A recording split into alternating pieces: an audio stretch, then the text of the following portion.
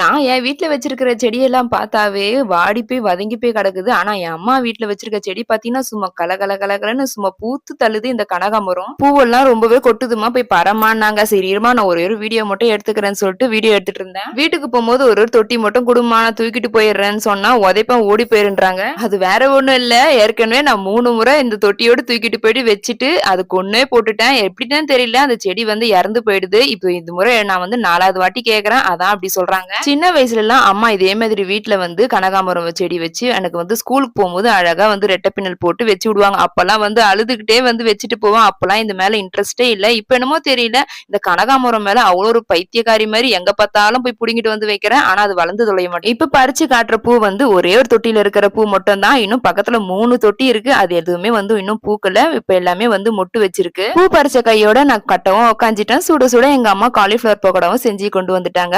கட்டின கையோட வந்து கனகாம்பரம் பூ வந்து ரொம்ப நாள் கழிச்சு நான் இன்னைக்கு வந்து வச்சுக்கிறேங்க. இதை விட இன்னமும் ரெட் கலர் கனகாம்பரம்னா ரொம்பவே பிடிக்கும். அடுத்த மினி விளாக்ல பார்க்கலாம். சேனல் பிடிச்சிருந்தா சப்ஸ்கிரைப் பண்ணிக்கோங்க.